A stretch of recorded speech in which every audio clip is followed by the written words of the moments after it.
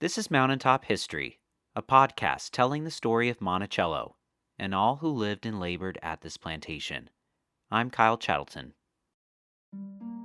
Today we bring you a fun topic, games at Monticello. Imagine, if you can, that famous view of Monticello, the one that is found on the back of the nickel.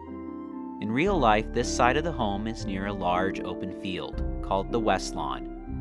During the summer of 1809, Margaret Bayard Smith traveled to Monticello, and during the trip she witnessed a race between the grandchildren on the West Lawn. She wrote, "Mr. J came out and joined us. The children ran to him and immediately proposed a race. We seated ourselves on the steps of the portico, and he, after placing the children according to their size one before the other, gave the word for starting, and away they flew. What an amusement, said I, do these little creatures afford us? Yes, replied he, it is only with them that a grave man can play the fool. They now called on him to run with them, and he did not long resist." There were many ways that Jefferson and his family amused themselves with games like these. Jefferson himself was a fan of chess, while the grandkids would play board games with fantastic titles like the royal and most pleasant game of Goose. There were also word games to be played. Another family member wrote, "In the winter evenings, sitting around the fire at dusk, the children were encouraged by Grandpapa to play games suitable to the hour and to the place.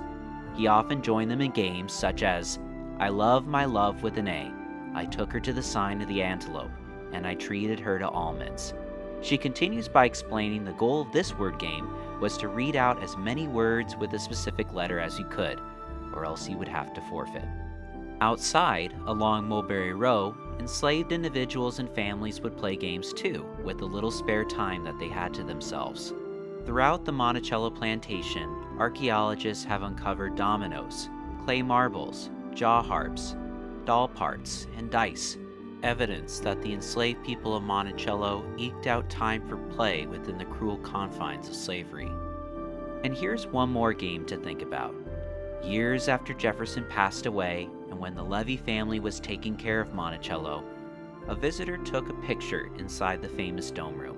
In his photo, he captured a large billiard table, telling us that the Levys, too, played games here at this historic site.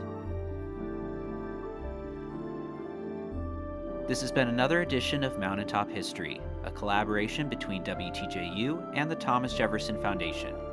Mountaintop History is also supported by a major grant from the National Endowment for the Humanities.